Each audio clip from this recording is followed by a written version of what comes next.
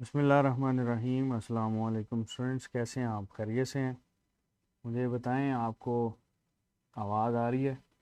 M I audible to you?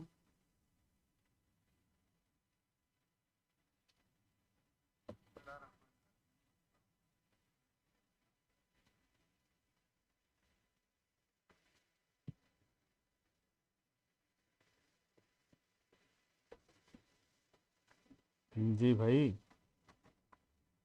कैसे हैं आप लोग? चलें जी, टेस्ट की डेट्स आ गई हैं सबकी?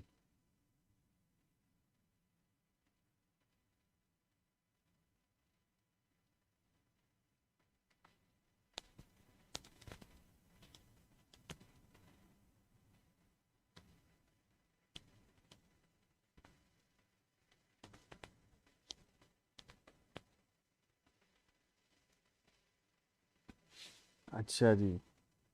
यस, यू गो 20 सितंबर। चलें, सही हो गए, टेस्ट की डेट्स आई जा रही हैं। चलें जी, wish you very best of luck. और एक बात याद रखिएगा, दैट जो भी हो, ये आज का लेक्चर स्टार्ट करने से पहले ये आप लोगों ने याद रखना है that you have to keep believe। ठीक है? क्या बिलीव करना है? that you can, आप कर सकते हैं। डेट कोई भी हो ना, 29 है, 30 है, 15th है, ठीक है, या किसी को रोना आ रहा है, या कुछ भी है, या किसी किस्म के भी मामला हैं, तो you just have to believe in your self कि आपको कुछ करना है। ठीक है जी? सो इंशाल्लाह आप कर लेंगे, परेशान होने की ज़रूरत नहीं है, पैनिक नहीं होना। ठीक है? और जैसे इमरान खान साहब कहते हैं आपने घबराना नहीं है, तो सबसे पहले तो आपने घबराना नहीं है। ठीक है जी? चलो, तो ये बेटे हमारे पास जो चीज़ें हैं वो तो चलती रहती हैं, आपको ही पता है। मैंने आपको पहले ही बताया था कि दो चीज़ें बड़ी मैटर करती हैं। पहला ये कि क्या आप प्रोग्रेस कर रहे हैं। बिल्कुल, if you are progressing, it means कि आप सही रास्ते पे हैं। ठीक है? चलो, इसको मिटाते हैं और स्टार्ट करते हैं। हम लोगों ने ऑरल कैविटी स्टार्ट की थी बेटा। ठीक है? और इसी ऑरल कैविटी से हम लोग नेक्स्ट चीज़ों की तरफ चलते हैं, और नेक्स्ट हमारे पास बेटे आ जाता है फेरेंक्स। ठीक है? इस फेरेंक्स को सम टाइम मेंशन किया जाता है कि that is also refer to as throat. ये हमारे पास थ्रॉट भी कहलाता है। और कॉमनली हम ये कहते हैं कि फेरेंक्स जो है that is a common muscular opening. ये हमारे पास क्या है बेटा? That is a common muscular opening. ये हमारे पास कॉमन मस्कुलर ओपनिंग होती है, और इसी कॉमन मस्कुलर ओपनिंग के अंदर आपको बहुत सारे डिफरेंट स्ट्रक्चर्स जो हैं वो नज़र आ रहे होते हैं, या कॉमन मस्कुलर पाथवे भी हम इसको बोलते हैं। ठीक है? अच्छा, ये बेटे वो वाली साइट होती है जहाँ पे हमारे पास स्टार्ट होता है रिफ्लेक्स। कौन सा रिफ्लेक्स? Swallowing reflex. ठीक है? सो ये याद रखिएगा कि स्वेलोइंग रिफ्लेक्स जो है वो कहाँ से ओरिजिनेट करता है बेटे? यही वो साइट होती है जहाँ से स्वेलोइंग रिफ्लेक्स आपके पास ओरिजिनेट कर रहा होता है। Let's have draw this. चलो, इसको हम लोग थोड़ा सा ड्रॉ करने की कोशिश करते हैं। सपोज कि ये हमारे पास बेटे एक ऑरल कैविटी। ठीक है? और इसके पीछे हम इसको ड्रॉ कर लेते हैं भाई। ये हमारे पास आ गई, that is nasal cavity. And we know that कि ये जो आपके पास स्ट्रक्चर है, लाइक ये इस तरह से हम इसको ड्रॉ कर रहे हैं, that is refer to as pharynx. ये हमारे पास बेटे फेरेंक्स कहलाता है। ठीक है? ये बेटे हमारे पास क्या कहलाता है, फेरिंग्स। अब इसके नीचे देखो, आपको बेटे यहाँ पर और ओपनिंग्स भी नज़र आती हैं। एक है दैट इज दिस ट्रेकिया, ठीक हो गया, और एक हमारे पास होती है दैट इज इसोफेगस, ठीक है। चलो अब ज़रा देखते हैं कि इसमें हमारे पास क्वेश्चन कहाँ कहाँ से बन रहा होता है। कश्माला बेटे उसको अगर आप सर पे सवार करेंगी तो बेटे ये लेक्चर भी आप सुन नहीं सकेंगी, ठीक है। You have to focus on your lecture, आपको लेक्चर पे फोकस करना पड़ेगा सो दैट आप चीज़ों को मैनेज तो कर सकें। देखो होता क्या है, ये जो हम लोगों ने नेज़ल कैविटी का हिस्सा बनाया, सपोज ये नेज़ल कैविटी है, तो नेज़ल कैविटी के सामने यहाँ पर जो हिस्सा नज़र आता है, ये बेटे जो फेरेंक्स हमारे पास कहलाती है, इसको हम लेबल करते हैं एज नेज़ोफेरेंक्स, ठीक है। ये किसके लिए रिस्पॉन्सिबल है, नेज़ोफेरेंक्स के लिए, ठीक है जी। अच्छा, फिर हमारे पास बेटे आ जाता है ये इसके मिडल पे, दैट इज ऑरल कैविटी के बिल्कुल सामने, और इसको हम लोग बोलते हैं ऑरोफेरेंक्स, ऑरोफेरेंक्स कहा जाता है। सो नेज़ोफेरेंक्स है और ओरोफेरेंक्स है, और सबसे लास्ट वाला हिस्सा जो कि लेरेंक्स के बिल्कुल सामने होता है, इसको हम लोग बोलते हैं लेरेंजियोफेरेंक्स। ये बेटे हमारे पास लेरेंजियोफेरेंक्स कहलाती है। तो इसमें तीन हिस्से हैं, नेज़ो, ऑरो और लेरेंजियोफेरेंक्स। जी वालेकुम अस्सलाम बेटे, वालेकुम अस्सलाम। चलें जी, हमने ज़रा यहाँ पर डील करना है कि ये आपके पास जब स्वेलोइंग होती है तो क्या हो रहा होता है और कौन कौन से एक्शंस जो हैं वो इसमें होते हैं। याद रखना यहाँ पर हमारे पास ये टंग मौजूद होती है, देयर इज़ एक अदर टंग, ठीक है। और इसके पीछे हम लोगों ने पढ़ा था कि अगर हम इसको थोड़ा सा मेंशन करें तो ये जो पोस्टीरियर साइड होती है ना, ये हमारे पास सॉफ्ट होती है, मसल्स की बनी होती है, ठीक है, जिसको सॉफ्ट नेज़ल या आप लोग ये भी कहते हैं कि ये एक ऐसी नेज़ल पैलेटाइन का हिस्सा होता है जो कि सॉफ्ट पैलेट कहलाता है। अच्छा, सबसे पहले तो यहाँ पर ओपनिंग्स काउंट करते हैं कि फेरिंग्स के अंदर ओपनिंग्स कितनी होती हैं। एक ओपनिंग ये वाली होती है जो कि ऑरल कैविटी को इसमें ओपन करती है। दो बेटे नॉस्ट्रिल्स की ओपनिंग होती हैं, ठीक है, कितनी होगी, तीन। चौथी बेटे आपके पास ये लेरिंग्स की होती है। पांचवी हमारे पास होती है ये इसोफेगस की, और दो होती हैं यूस्टेकियन ट्यूब्स की, ठीक है, कानों के साथ एसोसिएटेड होती हैं, और इनको हम लोग क्या बोलते हैं, यूस्टेकियन ट्यूब्स, ठीक है जी। तो इनमें यूस्टेकियन ट्यूब्स होती हैं जो कि कानों के साथ एसोसिएटेड है। सो अगर आपसे ये पूछा जाए कि इसमें भाई टोटल ओपनिंग्स कितनी होती हैं फेरिंग्स के अंदर, तो क्या बताओगे बेटा। फेरिंग्स में आप लोगों ने बताना है कि भाई यहाँ पर हमारे पास 7 ओपनिंग्स होती हैं, ठीक हो गया। चलो हम क्या करते हैं, ये ज़रा इसको ट्यूब्स को रिमूव कर देते हैं ताकि स्वेलोइंग की तरफ मूव करें। ये ओपनिंग्स मैंने आपको बता दी हैं, 7 ओपनिंग्स होती हैं बेटा, ठीक हो गया। यहाँ पर आपको ये बेटे ये स्ट्रक्चर भी नज़र आता है जिसको एपिग्लॉटिस बोलते हैं। Let's say we have a food content, हमारे पास बेटे एक फूड कंटेंट है, और इस फूड कंटेंट को हम बना लेते हैं विद दिस ग्रीन पार्ट, ठीक है, ये हमारे पास फूड कंटेंट है। अब टंग ने क्या करना है, इसको बेटे मूव करवाना है। अब आपको पता है टंग अपवर्ड और बैकवर्ड जब मूव करेगी तो इसके ऊपर भी फोर्स लगेगी ना, ये अपवर्ड मूव करेगा। इसके अपवर्ड मूव करने से ये जो सॉफ्ट वाला हिस्सा होता है ये बेटे नेज़ल को क्लोज कर देता है।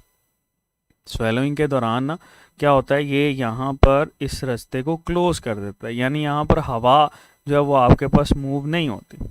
अच्छा, फिर हायोइड बोन के साथ मसल्स कनेक्ट होते हैं जो कि बेटे इस ट्रेकिया को अपवर्ड मूव करवाते हैं। इस ट्रेकिया के अपवर्ड मूव करने से ये जो एपिग्लॉटिस होता है ये लेस हॉरिजॉन्टल हो जाता है और यहाँ पर भी हवा का रास्ता क्लोज हो जाता है। Now this bolus has to enter, ठीक है, इसने बेटे एंटर होना है, किस में एंटर होना है, इसने एंटर होना है ये आपके पास बेटे इस ईसोफेगस के अंदर, that has to enter into this oesophagus. ठीक है, अब ईसोफेगस के ऊपर वाले हिस्से पे ना आपको ये सफिंक्टर नज़र आते हैं।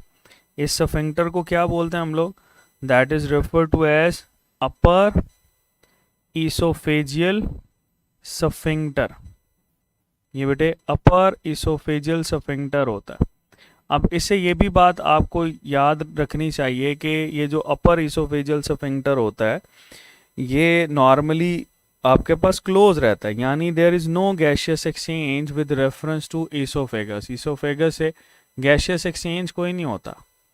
ठीक है, वो उसी तरह से चलता रहता है। और ये आपके पास इम्पॉर्टेंट है कि ये तभी ओपन होगा जब बेटे इस फूड ने इसके अंदर एंटर होना होता। ठीक है, चलो अब यहाँ पर स्वेलोइंग से कुछ क्वेश्चंस हैं, उसको ज़रा पहले डील कर लो। स्वेलोइंग जो होती है ये बेटे एसोसिएटेड है विद द मेड्यूला ऑब्लॉन्गेटा। अगर आपसे पूछा जाए कि स्वेलोइंग को कौन कंट्रोल कर रहा होता है, तो ब्रेन का हिस्सा जो कि इसको कंट्रोल करता है that is refer to as medulla oblongata. ठीक है, और इस स्वेलोइंग को बेटे हम लोग फर्दर दो हिस्सों के अंदर कैटेगराइज करवाते हैं। कौन कौन से? एक तो बेटे इसकी बिगनिंग आ जाती है। ठीक है, कि ये स्टार्ट किससे होता है, किस तरह से होता है। दूसरा बेटे इसकी प्रोसीडिंग आ जाती है कि जब ये हमारे पास प्रोसीड कर रहा होता है तो तब इसकी एक्टिविटी कैसी होती है। तो याद रखिएगा कि इसकी जो आपके पास बिगनिंग होती है ना बेटे, बिगनिंग ये हमेशा आपने याद रखना है दैट इज़ वॉलंटरी। ये हमारे पास वॉलंटरी होती है। और प्रोसीडिंग जो होती है ये बेटे इनवॉलंटरी होती है, दैट इज इनवॉलंटरी, ये आपके कंट्रोल में नहीं है। ठीक है, सो बिगनिंग वॉलंटरी और जो प्रीसीडिंग होती है बेटे ये हमारे पास इनवॉलंटरी होती है। ठीक हो गया, तो ये स्वेलोइंग के हवाले से आप लोगों ने याद रखना है। अब स्वेलोइंग के दौरान दोनों जगह पे हवा का रास्ता बंद हो जाता है, चाहे वो इंटरनल नॉस्ट्रल्स हैं या वो आपके पास विंड पाइप है।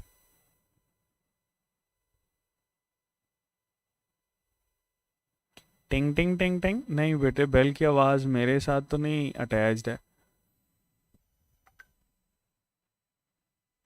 नहीं ऐसा तो कुछ भी नहीं है, फिर भी मैं देख लेता हूँ। चलें जी, हमारे पास बेटे ये आप लोगों ने याद रखना है कि स्वेलिंग के दौरान गैशियस एक्सचेंज नहीं होता। स्वेलिंग को कंट्रोल कौन करता है? मेड्यूला ऑब्लॉन्गेटा कंट्रोल करता है, और इसी से ही बेटे आपके पास ये एंट्री होती है फूड की इसके अंदर। ठीक है, इसमें बोलस भी हम लोग मेंशन कर रहे होते हैं कि ये किसको एंटर करता है, तो वो आपके पास बोलस होता है। ठीक है, अच्छा अब बताएं, अब आ रही है?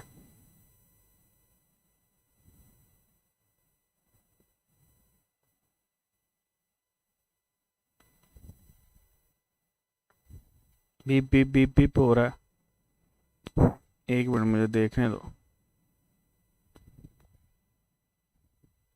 ना मुझे अब आवाज़ आ रही है?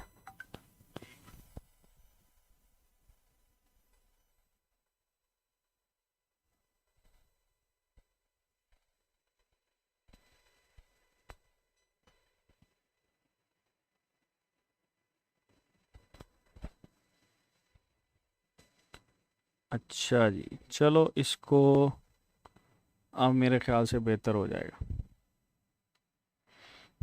चलें जी बेटे, अब मेरे ख्याल से बेहतर हो जाएगा।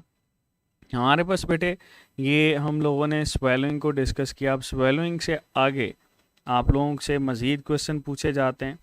वो जब भी आप लोग स्वेलोइंग को डील करते हो तो आपसे ये पूछा जाता है कि स्वेलोइंग के बाद ये एंटर किस में होता है? That enters into oesophagus.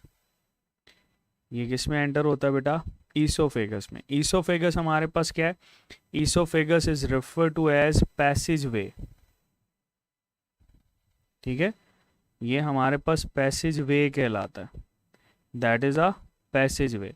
अच्छा, नॉर्मली तो इसके अंदर डाइजेशन नहीं होती, लेकिन सम टाइम आपसे ये कहा जाता है कि ये जो इसोफेगस होती है, ये चूँकि ऑरल कैविटी से ही आपके पास फूड कैरी कर रही होती है, इस वजह से सम हाउ थोड़ी सी डाइजेस्टिव एक्टिविटी जो है वो इसमें हो सकती है, लेकिन यहाँ पर कोई प्रॉपर हम मेंशन नहीं करते।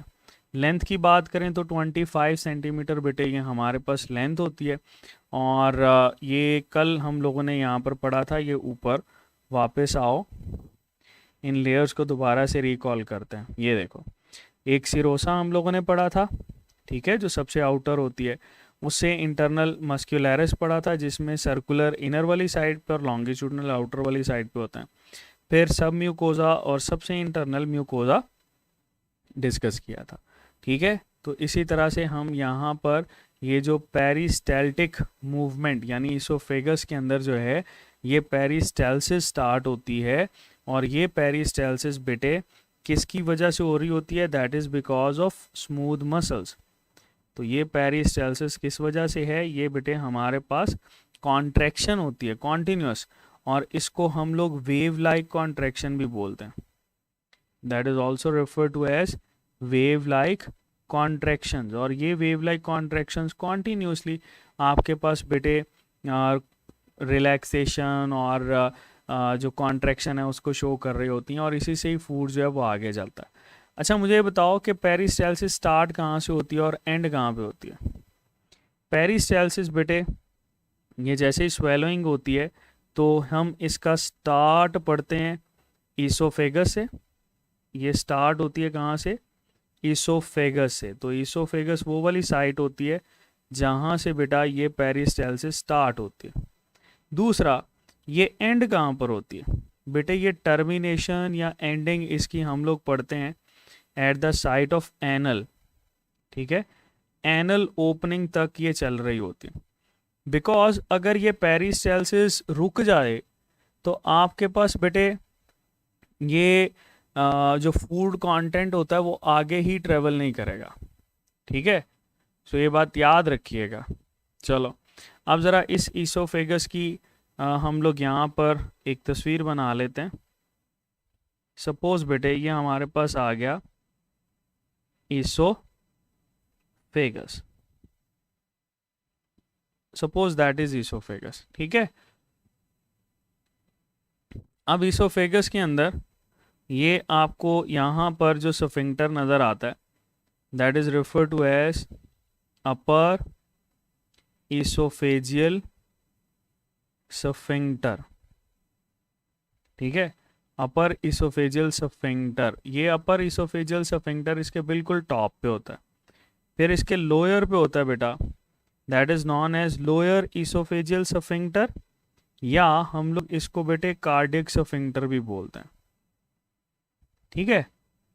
अच्छा, अब होता क्या है, ये जो हम लोगों ने अभी स्वेलोइंग की, स्वेलोइंग से फूड कंटेंट जो है वो इसके अंदर एंटर होता है। तो होगा ये कि ये जो हमारे पास फूड कंटेंट है, सपोज ये हम लोग बोलस को डील कर रहे हैं, जैसे ही बेटे बोलस इसके अंदर एंटर होता है तो बोलस के एंटर होने से बेटा यहाँ पे वेव लाइक कॉन्ट्रैक्शन स्टार्ट हो जाती है, ठीक है। सपोज जहाँ पे ये होगा वहाँ पे बेटे आपको ये कॉन्ट्रैक्शंस जो हैं वो नज़र आएंगी, ठीक है। तो ये कॉन्ट्रैक्शन स्टार्ट हो जाती हैं जिसको हम लोग डील करते हैं। ये देखो, ये आपके पास बेटे यहाँ पर ये थोड़ा सा डायलेट करता है, ठीक है। That would be just like this. अच्छा, ये जो मूवमेंट है आपके पास जिसमें फूड जो है वो लोअर एंड की तरफ जा रहा है, इसको हम लोग बोलते हैं पेरिस्टैल्सिस, ठीक है। कॉन्ट्रैक्शन होती है, लेकिन ये बात याद रखना बेटे इसके ऑपोजिट भी हो सकता है, और इसको हम लोग बोलते हैं एंटी पेरिस्टैल्सिस। ये जो आपको ऑपोजिट नज़र आता है बेटा, ये एंटी पेरिस्टैल्सिस, या हम इसको वॉमिटिंग बोलते हैं, दैट इज एंटी पेरिस्टैल्सिस, या बेटे ये हमारे पास वॉमिटिंग कहलाती है। अच्छा, ये तो आपके पास पैथोलॉजिकल फिनोमेना है ना, लेकिन इसके अलावा जब भी आप लोग हंगर पैंग्स को डील करते हो कुछ हंगर पैंग्स होते हैं। जब भी फूड कंटेंट या ग्लूकोज लेवल बॉडी के अंदर कम होता है ना बेटे, तो इससे ये आपके पास वापस की तरफ जाना शुरू कर देते हैं। अच्छा, और ये जो कॉन्टिन्यूस नीचे की तरफ आ रहे हैं, ये आपके पास क्या हमने लेबल किया, पेरिस्टाल्सिस। अब सुनो, इस पेरिस्टाल्सिस के अंदर फूड कंटेंट के ऊपर डिपेंड करता है। अगर तो बेटे ये सॉलिड कंटेंट है तो ग्रेविटी इसके ऊपर इफेक्ट नहीं रखती, लेकिन अगर लिक्विड है तो लिक्विड के ऊपर ग्रेविटी जो है ये ज़्यादा इफेक्ट करेगी, और आपको बाकायदा ये फील होगा कि कोई लिक्विड चीज़ जो है वो आपकी एसोफेगस से मूव कर रही है। ठीक है, चलो। अगर तो सॉलिड चीज़ होती है तो इसके लिए हम लोग टाइम लिखते हैं कि सॉलिड चीज़ जो है ये तकरीबन ईसोफेगस से स्टमक की तरफ जाते हुए 4 to 8 सेकेंड लेती है, ये सॉलिड के लिए। लिक्विड के लिए जो है ये ऑलमोस्ट आप लोग मेंशन करते हो 1 to 2 सेकेंड्स होते हैं। ठीक है, दैट इज़ फॉर लिक्विड। ठीक हो गया। तो ये बेटे हमारे पास ईसोफेगस, पेरिस्टाल्सिस, ये हम लोगों ने डील किया। चलो आगे चलते हैं बेटे। हमारे पास नेक्स्ट जो है ये आ जाता है stomach, that is the dilated part. और जब भी हम लोग स्टमक को डील करते हैं, ये स्टमक बेटे मोस्ट डायलेटेड पार्ट हमारे पास कहलाता है। सपोज दैट इज बेटे स्टमक। ठीक है, ये हमारे पास स्टमक आ गया।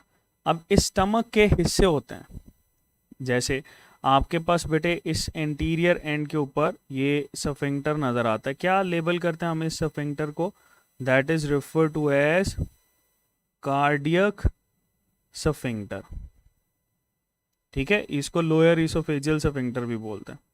और ये लोअर एंड पे एक और सफिंक्टर होता है जिसको हम लोग बोलते हैं pyloric sphincter, that is known as pyloric sphincter. तो दो बेटे हमारे पास सफिंक्टर आ गए। इसका मतलब ये है कि आप इसके हिस्सों को भी डिवाइड कर सकते हो, यानी ये जो स्टमक का हिस्सा है that will be refer to as cardiac, और ये वाला हिस्सा जो कि नैरो हो जाता है इसको हम लोग बोलते हैं पाइलोरिक। ठीक है, बाकी का हिस्सा ये बॉडी कहलाता है। लेकिन ये जो इसमें आपको उभरा हुआ हिस्सा नज़र आता है दैट इज बेटे refer to as fundus. So आपके पास cardiac portion, parietal portion, fundus और बॉडी नज़र आती है। ठीक है बेटे, याद रखना हमारे पास इसमें जो एंट्री होती है जिस कंटेंट की, वो होता है बोलस। ठीक है, और इससे एग्जिट होती है जो चीज़ या प्रोडक्ट जिसको हम लोग बोलते हैं, वो होती है हमारे पास काइम। ठीक है, अच्छा एक मिनट।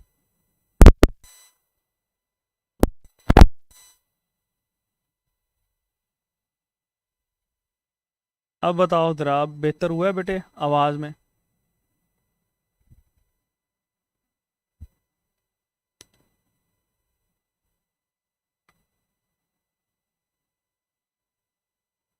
जी आवाज़ बेहतर हुई है। अच्छा, हफ्सा कह रही है कि बिल्कुल क्लिस्टर क्लियर है, और बाकी कह रहे हैं नहीं। मरियम भी कह रही है नहीं सर कोई मसला नहीं है। गुल अहमद भी कह रहे हैं वॉइस ठीक है। अब चलें, हम कैरी कर रहे हैं बेटा, विदाउट वेस्टिंग एनी टाइम हम कैरी कर रहे हैं। चलो ये देखो बेटे, हमारे पास ना ये मोस्ट डायलेटेड पार्ट होता है ना, जिसकी वजह से आप ये भी कहते हो कि स्टमक जो है ये हमारे पास बेटे जे शेप्ड हो सकता है। अगर ये एम्प्टी होगा तो इसकी शेप आपको जे शेप्ड नज़र आती है। ठीक है, फिर आप लोग ये कहते हो कि ये मोस्ट वाइडेस्ट पार्ट होता है, गैस्ट्रो इंटेस्टाइनल ट्रैक्ट का ना वाइडेस्ट पार्ट होता है, खुला हुआ होता है, जिसके अंदर चीज़ें किसी हद तक स्टोर होती हैं। और इसकी लोकेशन आपके पास क्या है, लेफ्ट साइड ऑफ एब्डोमेन। ठीक है, ये बेटे एब्डोमेन की लेफ्ट साइड पे होता है। तो स्टमक को हम लोग यहाँ पर डील कर रहे होते हैं। ठीक है, अच्छा चलो अब बेटे इसकी ज़रा हम लोग यहाँ पे इसके कंपार्टमेंट्स को डील कर लेते हैं, लेयर्स को। आप लोगों ने पढ़ा था कि हमारे पास इसमें जो लेयर्स होती हैं ये वही लेयर्स होंगी जो कि आप लोगों ने थ्रू आउट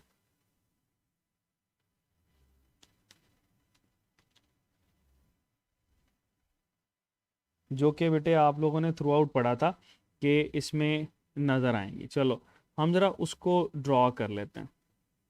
सबसे पहले हमारे पास ये इंटरनल लेयर नज़र आती है जिसको हम लोगों ने म्यूकोज़ा बोला था। इस म्यूकोज़ा के बाद हमारे पास इसमें मौजूद होती है बेटे, that is refer to as sub mucosa.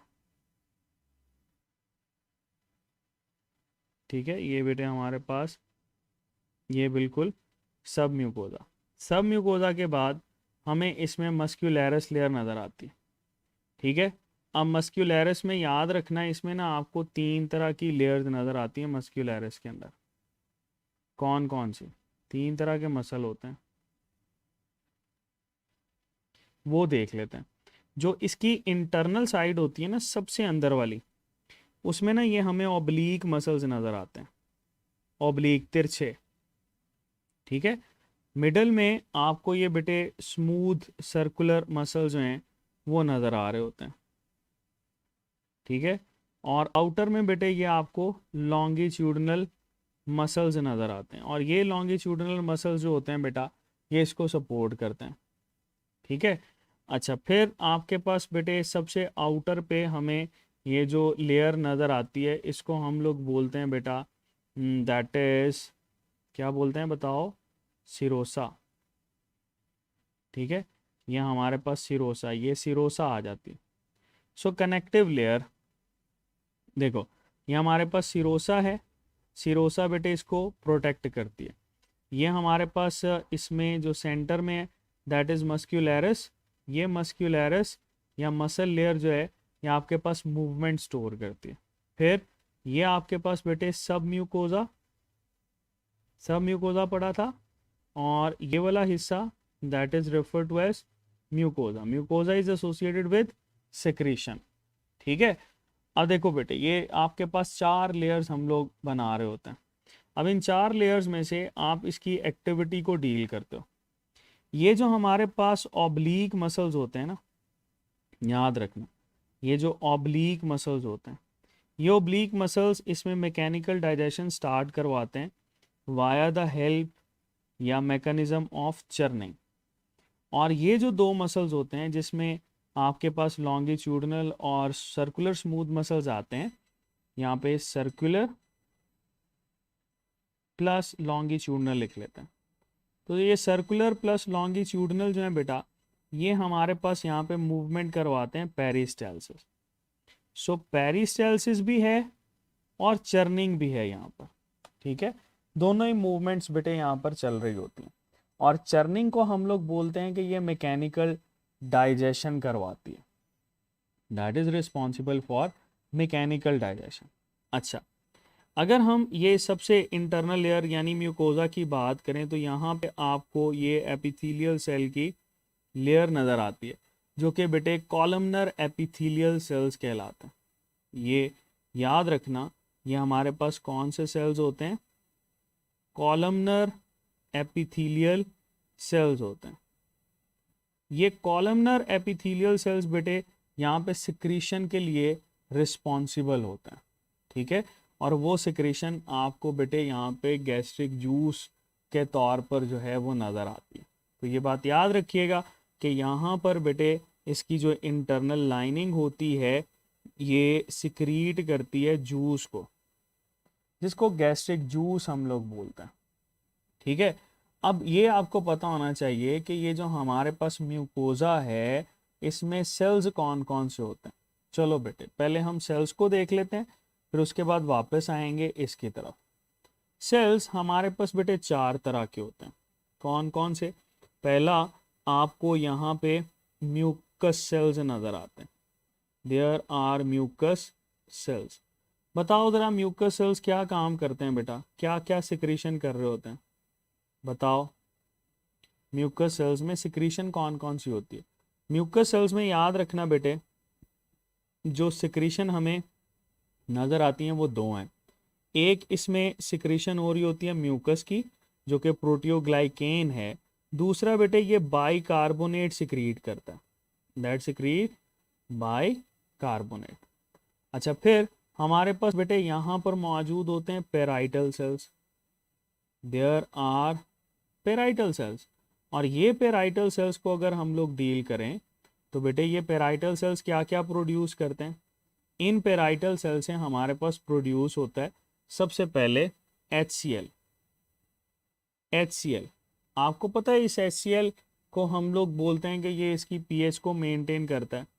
दूसरा इसमें होता है बेटा इंट्रिंसिक फैक्टर।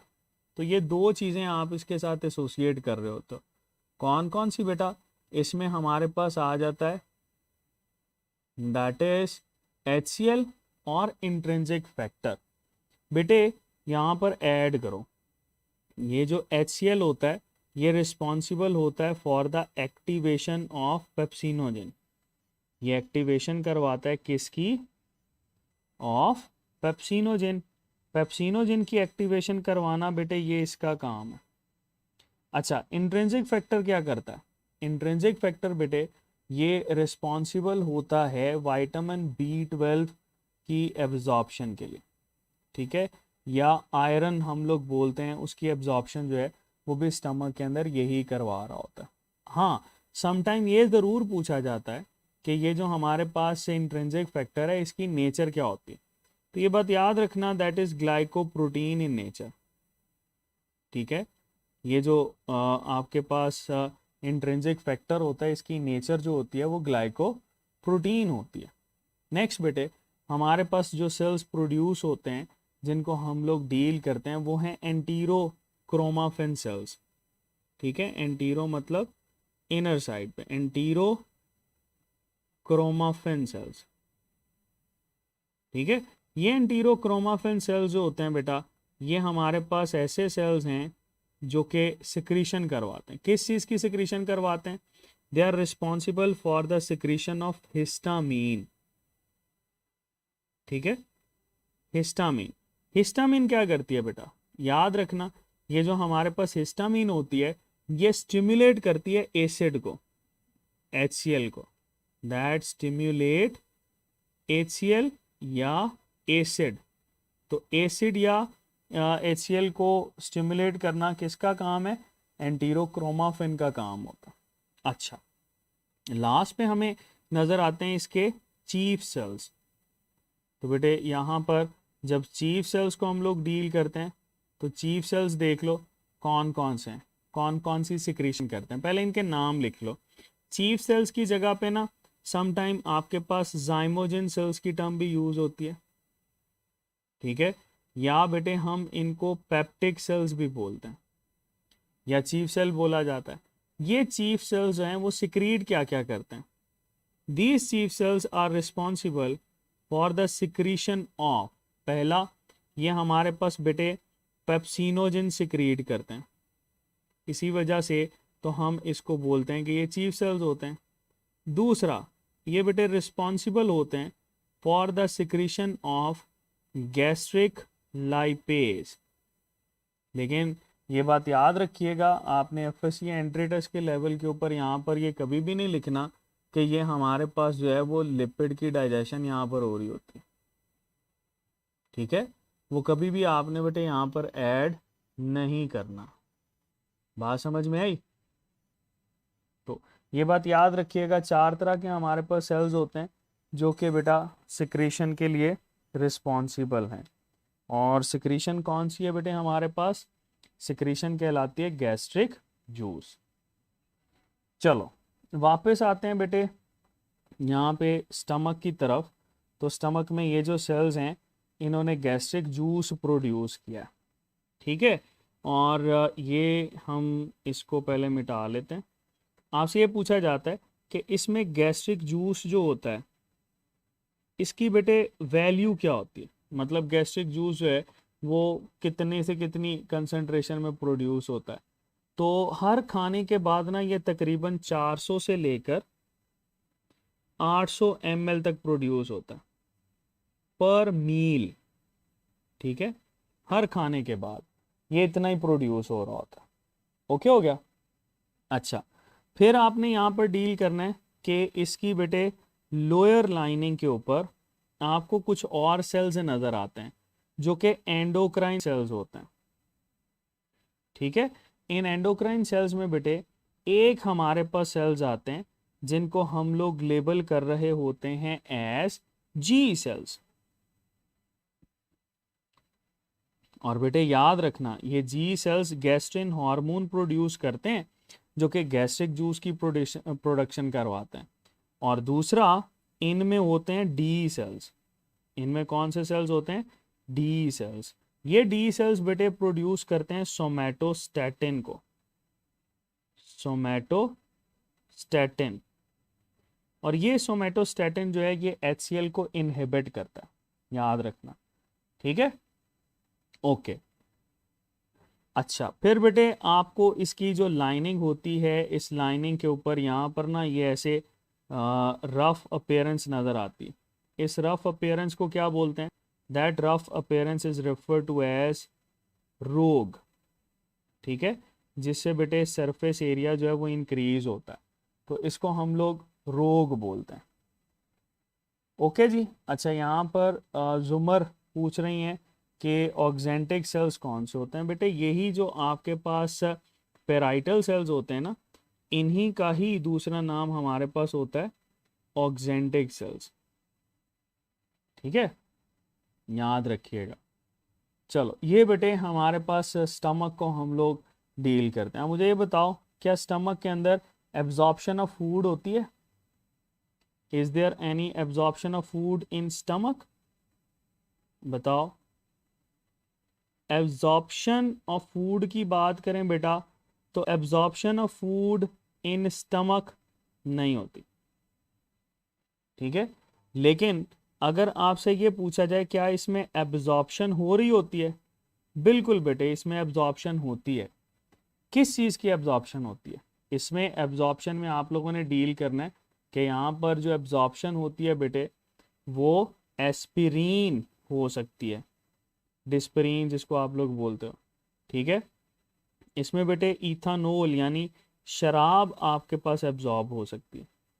इसमें बेटे आपके पास आयरन विटामिन B12 के साथ जो है वो एब्जॉर्ब हो सकता है। सो ये वाली चीज़ें जो हैं ये इसमें एब्जॉर्ब होती हैं। अब ये चीज़ें आपका फूड नहीं है, तो ये बात याद रखना, स्टमक के अंदर जो है ना फूड एब्जॉर्प्शन नहीं होती, लेकिन कुछ मेडिसिन जैसे एस्पिरिन हम लोग डील करते हैं, फिर बेटे इथानोल और फिर आयरन भी इसमें एब्जॉर्ब हो रहा होता है।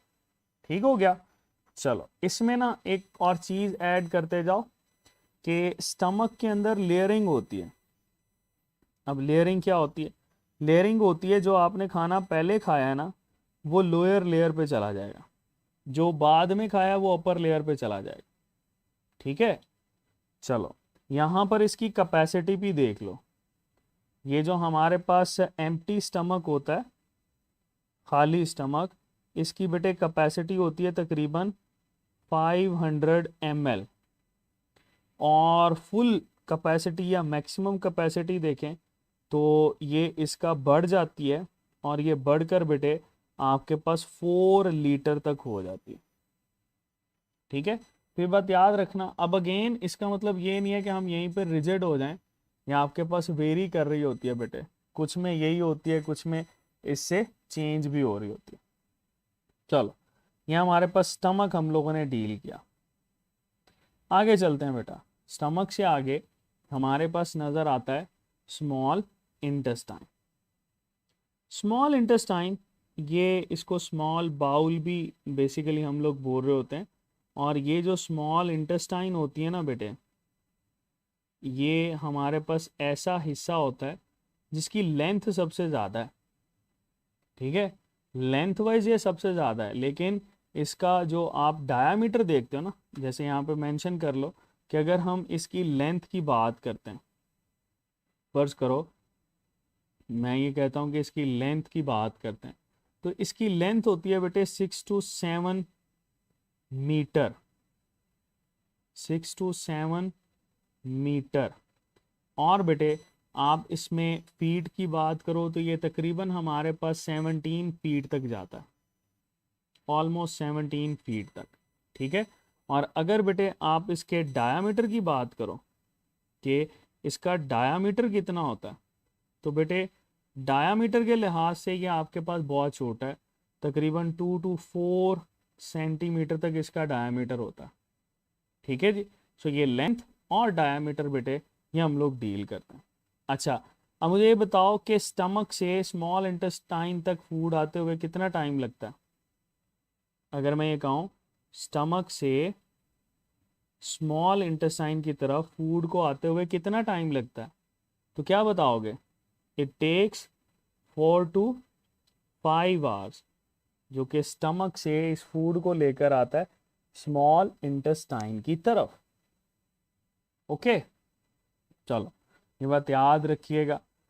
आगे हम लोग चलते हैं। हमारे पास बेटे पहला हिस्सा जो इसमें आ जाता है that is refer to as duodenum. ये सबसे छोटा हिस्सा होता है। ठीक है।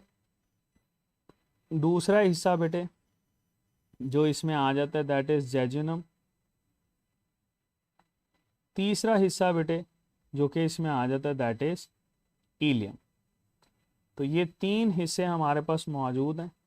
एक है बेटे डेडेनम, एक है बेटे हमारे पास जेजुनम, और एक है बेटे हमारे पास दैट इज इलियम।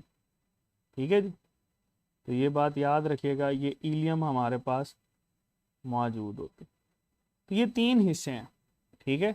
अगर आपसे ये पूछा जाए कि इनमें से सबसे छोटा कौन सा होता है, तो सबसे छोटा आप लोगों ने याद रखना है ड्यूडिनम वाला हिस्सा होता है। ठीक है, that is smallest part. Smallest part अगर बोल रहे हो तो आपको इसका बेटे साइज भी पता होना चाहिए। और इसका साइज या लेंथ की बात करें तो ये हमारे पास होती है 20 to 25 सेंटीमीटर। इसको बेटे हम लोग 12 फिंगर्स भी बोलते हैं, 12 इंचेस भी कहा जाता। ठीक है। और अगर इसकी शेप की बात करें तो ये बेटे हमारे पास सी शेप्ड या यू शेप्ड होती है। समटाइम सी शेप्ड भी कहते हैं, समटाइम बेटे यू शेप्ड भी कहा जाता है। तो इनमें से कोई भी आए तो दोनों ही सही होती हैं बेटा। ठीक है। अच्छा, फिर जेजुनम की बात करते हैं। जेजुनम बेटे ये हमारे पास केमिकल ब्रेकडाउन जो है वो मैक्सिमम यहाँ पर हो रहा था इन दोनों के ऊपर ना। अच्छा, और हम ये कहते हैं कि ये आपके पास सेकंड लार्जेस्ट है, और इसकी लेंथ होती है 2.5 मीटर के करीब। ठीक है।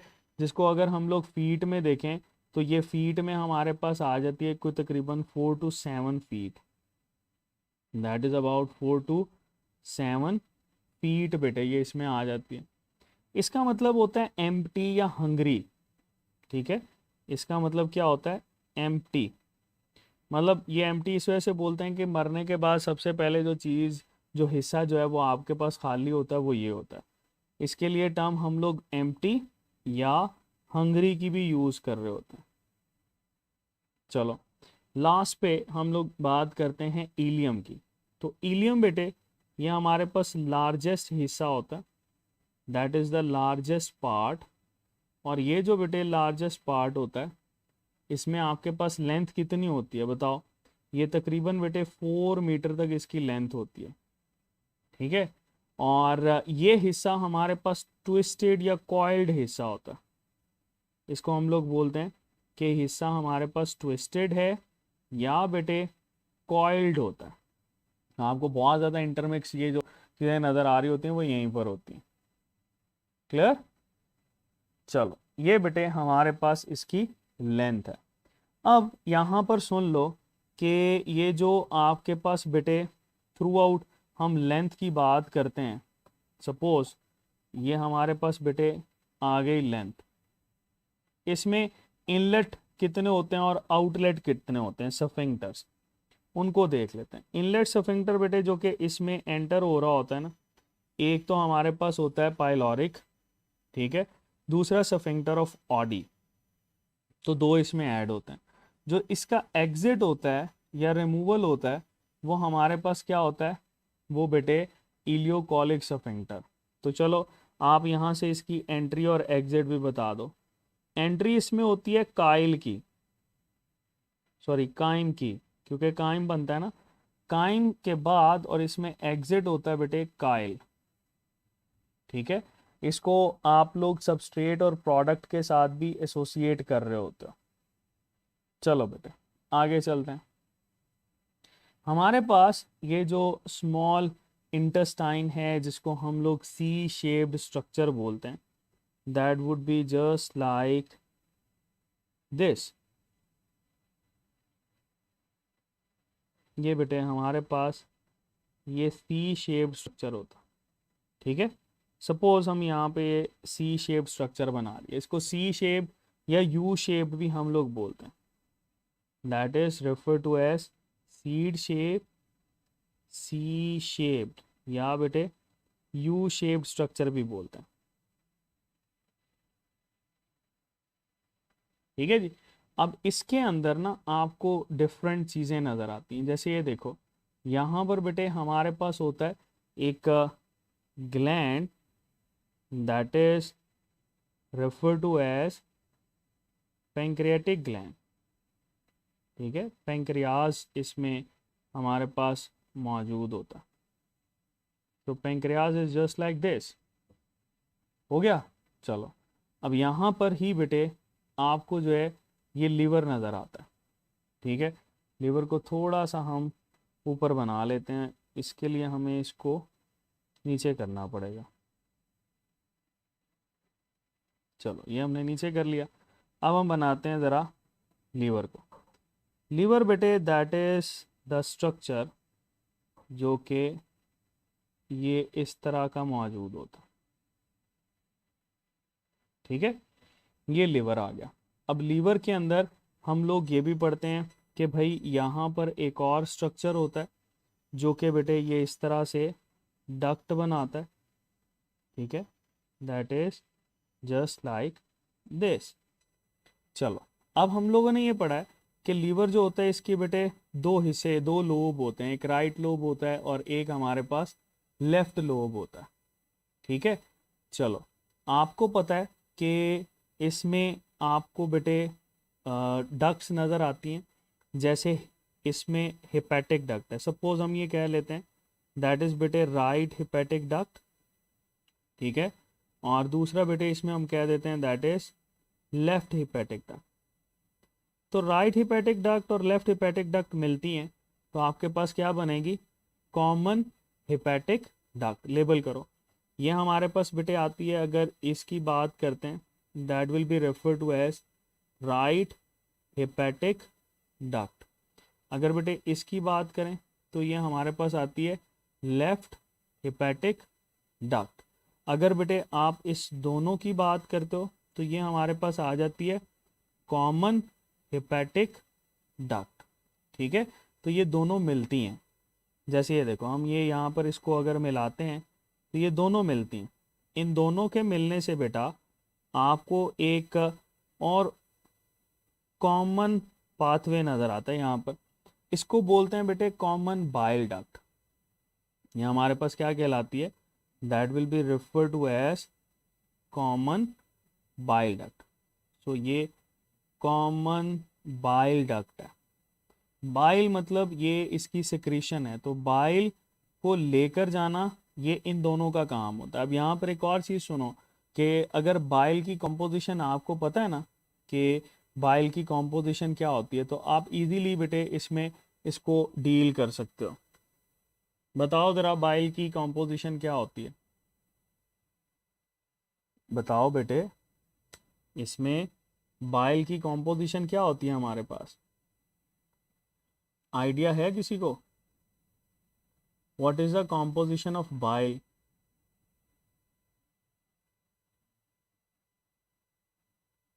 अच्छा ये बताओ क्या बाइल के अंदर कोई एंजाइम होता है? Is there any enzyme in bile? देखो बेटे यहाँ पे साइड पे लिखते हैं बाइल जो होता है, ये बाइल जूस हम इसको बेसिकली रेफर करते हैं, और ये बेटे बाइल हमारे पास कोई भी एंजाइम नहीं रखता। So remember there is no enzyme in it. ठीक है, इसके पास बेटे कोई भी एंजाइम मौजूद नहीं होता। ये आपके पास क्वेश्चन बनता है। तो फिर चीज़ें क्या क्या हैं इसमें बेटे मौजूद होता है? सबसे पहले तो वाटर, वो तो होगा ही होगा ना। फिर आपको यहाँ पर नज़र आती हैं बाइल सॉल्ट्स। ये जो बाइल सॉल्ट्स होती हैं इसमें सोडियम ग्लाइकोलेट या सोडियम टार्कोलेट बोलते हैं। ठीक है, तो सोडियम सॉल्ट्स में यहाँ पे मेंशन कर देता हूँ, सोडियम सॉल्ट्स होते हैं, ग्लाइकोलेट या टार्कोलेट्स। फिर बेटे इसमें होते हैं bile pigments. There are bile pigments. Pigments किनको बोलते हैं? कलर कंटेनिंग कंपाउंड्स को। और ये जो बेटे पिगमेंट्स हैं हमारे पास, यहाँ पर जो चीज़ें आ जाती हैं उन पिगमेंट्स को ज़रा डील कर लो, कौन कौन से होते हैं। उसमें आपको दो मेनली नज़र आते हैं। एक है बेटे बिलिरुबिन, बिलिरुबिन। एक बेटे हमारे पास है बिलीवर्डिन। बिलिरुबिन और बिलीवर्डिन जो है ये एंड प्रोडक्ट्स होती हैं बेटे हीमोग्लोबिन की। अच्छा, इसके अलावा आप यूरिकोबिलिन भी इसमें ऐड कर सकते हो। ठीक है, फिर आप यहाँ पर ऐड करोगे लेसिथिन होता है इसमें। लेसिथिन क्या? फॉस्फोलिपिड है। क्लियर? इसमें बेटे कोलेस्टेरोल होता है, और ये कोलेस्टेरोल बड़ी इंपॉर्टेंट चीज़ है। यही कोलेस्टेरोल की वजह से आपके पास डिफरेंट फंक्शंस होते हैं। फिर साथ ही साथ म्यूकस सेल्स या सेल डेब्रिस होता है। तो आप ये देखो, ये जो हिस्सा जिसको हम लोगों ने लेबल किया था एज गॉल ब्लेडर, ये हिस्सा हमारे पास क्या कहलाता है? Gall bladder. इस गॉल ब्लेडर के अंदर गॉल स्टोन्स बन सकते हैं। ठीक है, अगर बेटे यहाँ पर ये कोलेस्टेरोल जो है वो स्टोर होना शुरू हो जाए तो that can lead to production of gall stones. इन गॉल स्टोन्स को रिमूव करवाना पड़ता है। अच्छा, आपसे इनकी कॉम्पोजिशन पूछी जाए तो गॉल स्टोन्स जो होते हैं बेटा, ये आपके पास मैक्सिमम जो है ये कोलेस्टेरोल के बने होते हैं। ठीक है, तो उससे फिर आपको इसको रिमूव करवाना पड़ जाता है। तो ये हमारे पास बाइल की कॉम्पोजिशन को हम लोग डील करते हैं। ठीक है जी, चलो यहाँ पर बाइल, ये हमने इसकी ओपनिंग को फिलहाल मिटा दिया। आगे चलते हैं। फिर ये पैंक्रियाज। अब इस पैंक्रियाज के अंदर देखो, पैंक्रियाज में ना बेटे आपको नज़र आती है दरमियान में डक्ट ऑफ वायरसन। हम लोगों ने पढ़ा था कि यहाँ पे छोटे छोटे सेल्स का क्लस्टर होता। ठीक है, जैसे हम इनके सेल्स का क्लस्टर बना लेते हैं। क्या बोलते हैं इनको?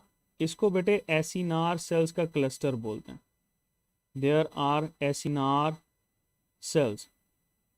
और ये एसिनार सेल्स जो होते हैं बेटा, ये रिस्पॉन्सिबल होते हैं किसके लिए? For the production of gastric pancreatic juice. चलो हम यहाँ पर डिस्कस करते हैं कि भाई ये हमारे पास आ गई है डक्ट, और इस डक्ट के साथ जो हैं ये चीज़ें एसोसिएटेड हैं। मतलब ये एसिनार सेल्स ने इसके अंदर बेटे सिक्रीशन रिलीज़ करनी है।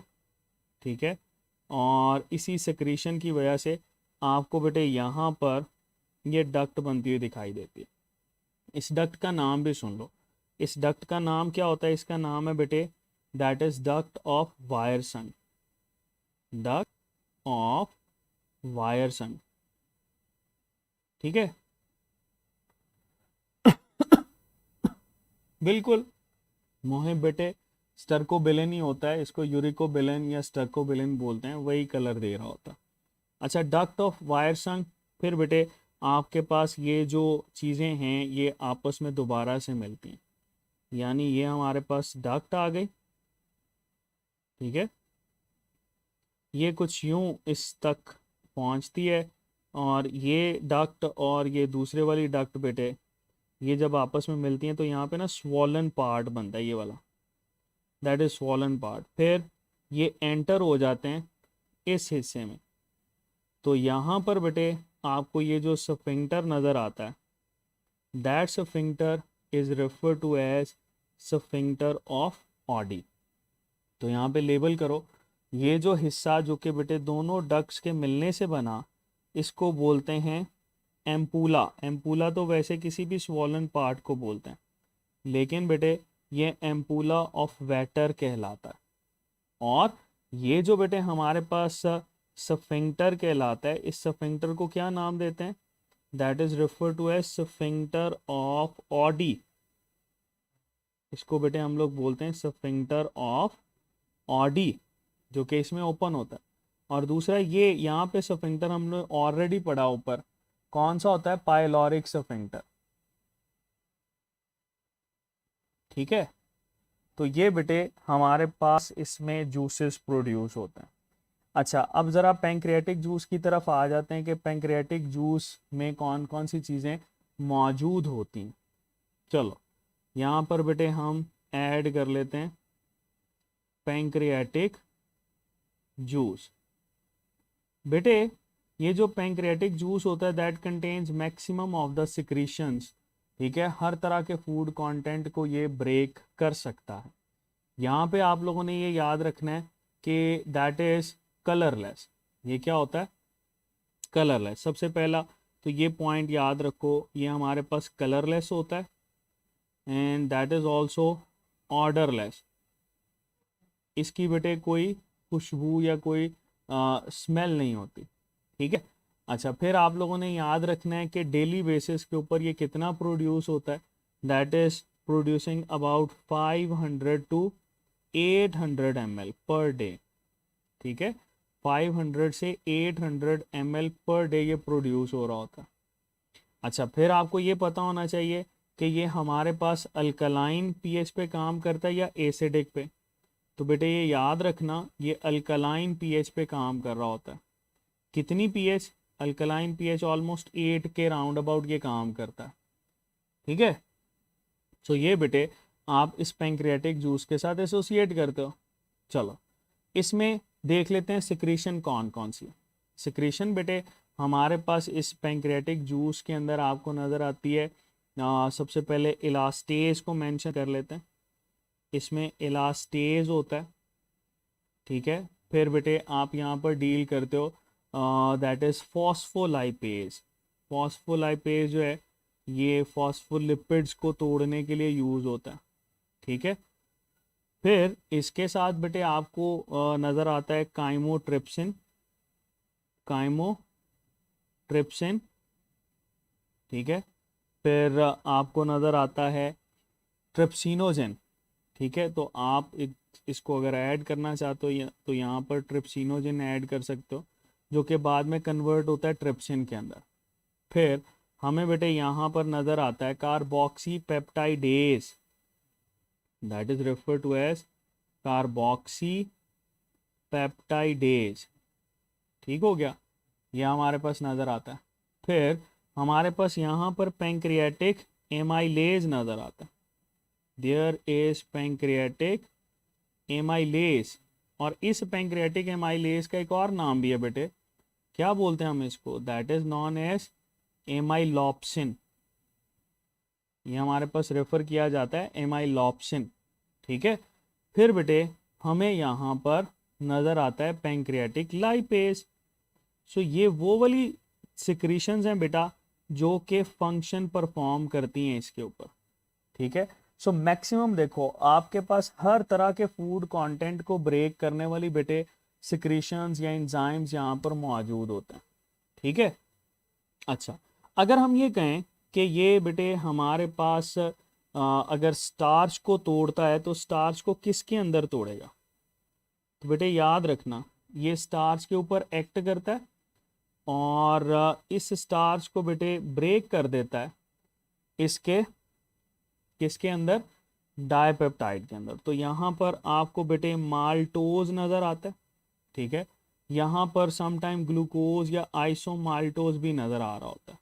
सो माल्टोज, आइसोमाल्टोज या डायरेक्ट ग्लूकोज। लेकिन सवाल ये है कि स्टार्च को इसके अंदर कन्वर्ट करने वाला एंजाइम कौन सा होता है? सो एंजाइम का नाम हम यहाँ पर लिखेंगे पैंक्रियाटिक एमाइलेज, जिसका नाम एमाइलॉप्सिन भी होता है। और ये किस पीएच पे मैक्सिमम काम कर रहा होता है? ये बेटे 7.0 यानी न्यूट्रल पीएच के ऊपर काम कर रहा होता है, याद रखना। फिर हमारे पास बेटे फूड कंटेंट का एक हिस्सा है जो कि मेन हिस्सा है, जिसको हम लोग प्रोटीन बोलते हैं, ठीक है, इस प्रोटीन को कन्वर्ट किया जाता है बेटे किसके अंदर, इसके सब यूनिट्स के अंदर। और इसके सब यूनिट्स में क्या आते हैं बेटा, इसके सब यूनिट में आ जाता है पॉलीपेप्टाइड, प्लस इसमें बेटे आ जाता है पेप्टॉन्स, पॉलीपेप्टाइड्स या पेप्टॉन्स आ जाते हैं, ठीक है। अब सवाल ये है कि इस पे कौन सा एंजाइम एक्ट करता है, इस पे बेटे एंजाइम एक्ट करता है ट्रिप्सिन, लेकिन इस ट्रिप्सिन की सिक्रीशन इस फॉर्म में तो होती ही नहीं है। ये ट्रिप्सिन किस फॉर्म में रिलीज हो रहा होता है, ट्रिप्सिन बेटे हमारे पास प्रोड्यूस होता है काइमोट्रिप्सिन की फॉर्म में, ठीक है, सॉरी ये काइमोट्रिप्सिनोजेन है, इसको हम बोलते हैं ट्रिप्सिनोजेन, ठीक है। तो यहाँ पर ऐड कर लीजिएगा, करेक्शन कीजिएगा, ये ट्रिप्सिनोजेन में सिक्रिएट होता है। इस ट्रिप्सिनोजेन को बेटे कन्वर्ट किया जाता है ट्रिप्सिन के अंदर, फिर ये ट्रिप्सिन जो है ये ब्रेक डाउन करवाता है प्रोटीन की। अब सवाल ये है कि ये ट्रिप्सिनोजेन को ट्रिप्सिन के अंदर कन्वर्ट कौन करवाता है, एंटीरोकाइनेज एक एंजाइम होता है, ठीक है, जो कि हम लोगों ने एंजाइम वाले चैप्टर में डिस्कस भी किया था। सो ये एंटीरोकाइनेज इसको कन्वर्ट करता है, फिर ट्रिप्सिन जो है ये रिस्पॉन्सिबल होता है बेटे इस ब्रेक डाउन के लिए। फिर हमारे पास लास्ट पे जो फूड कंटेंट बेटे हम लोग डील करते हैं दैट इज फैट, ठीक है। फैट्स को कैसे डाइजेस्ट किया जाता है, तो फैट्स की डाइजेशन बड़ी इंपॉर्टेंट है, लेकिन उससे पहले आपको ये पता होना चाहिए कि फैट्स हमारे पास इनके साथ सलूक क्या होता है।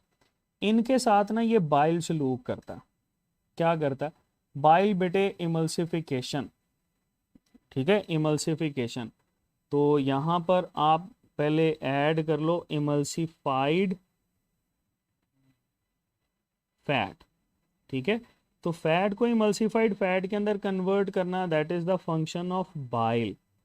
अब सुनो ज़रा, सपोज ये बेटे हमारे पास ये फैट का एक बड़ा मॉलिक्यूल है, सो इस बड़े मॉलिक्यूल को बेटे कन्वर्ट किया जाता है छोटे छोटे मॉलिक्यूल के अंदर, ठीक है। और इस छोटे मॉलिक्यूल के अंदर अगर हम कन्वर्जन देखें तो that is just like this, salts बेटे इसको एसोसिएट करती हैं, और ये फिनोमिना हमारे पास कहलाता है इमल्सिफिकेशन, ठीक है, इमल्सिफिकेशन। पैंक्रियाटिक जूस जो होता है ये हमेशा बेटे इमल्सिफाइड फैट के ऊपर एक्ट करता है। ये किस पे एक्ट करता है, इमल्सिफाइड फैट के ऊपर, ठीक है, that acts upon emulsified fat. तो इमल्सिफाइड फैट के ऊपर बेटे ये एक्ट करता है और हमारे पास बना रहा होता है दैट इज बेटे फैटी एसिड्स और ग्लिसरोल्स, ये सब यूनिट्स बनाता है जिसमें फैटी एसिड्स होते हैं प्लस बेटे इसमें ग्लिसरोल होता है, ठीक है, जो कि अपटेक होते हैं। तो ये थी हमारे पास ब्रेक डाउन ऑफ फैट जो कि ये करवा रहा होता है। अब सवाल ये है कि यहाँ पर एंजाइम कौन सा है, यहाँ पर होता है बेटे एंजाइम जिसको बोलते हैं पैंक्रियाटिक लाइपेज, और ये पैंक्रियाटिक लाइपेज किस पीएच के ऊपर काम करता है, 7 to 9 के दरमियान बेटे ये काम कर रहा होता है, 7 to 9 पीएच पे।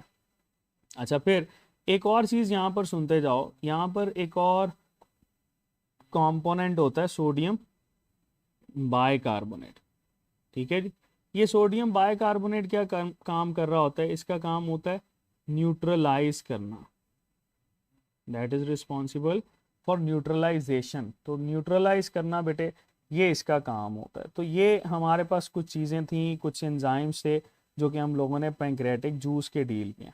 अभी भी देखो कंप्लीटली एंड प्रोडक्ट नहीं बनी, क्योंकि एंड प्रोडक्ट शुरू में हम लोगों ने पढ़ा था कि ये बेटे आपके पास जब डिफ्यूजेबल फॉर्म में आएगा तब हम इसको डील करेंगे, ठीक है। अच्छा, उससे पहले यहाँ पर ऐड कर लो, इसकी ना लाइनिंग में सेल्स होते हैं जिन सेल्स को हम लोग बोलते हैं एस सेल्स। ये एस सेल्स हार्मोन प्रोड्यूस करते हैं सिक्रेटिन, सिक्रेटिन। ये सिक्रेटिन बेटे पॉजिटिव फीडबैक देता है जूसेस को, ठीक है, पैंक्रियाटिक जूसेस और ये सारे, दैट गिव्स नेगेटिव फीडबैक। किसको बेटे नेगेटिव फीडबैक देता है, गैस्ट्रिक जूस को, that gives negative feedback to gastric juice. बाकी जूसेस को बेटे ये पॉजिटिव फीडबैक देता है। अब यहाँ पर स्मॉल इंटेस्टाइन के अगर हम लोग देखें तो स्मॉल इंटेस्टाइन को बेटे आप लोगों ने याद रखना है विद रेफरेंस टू स्मेल। ठीक है, ये हमारे पास बेटे जो इंटेस्टाइनल जूस होता है ये स्मेल के साथ एसोसिएटेड है।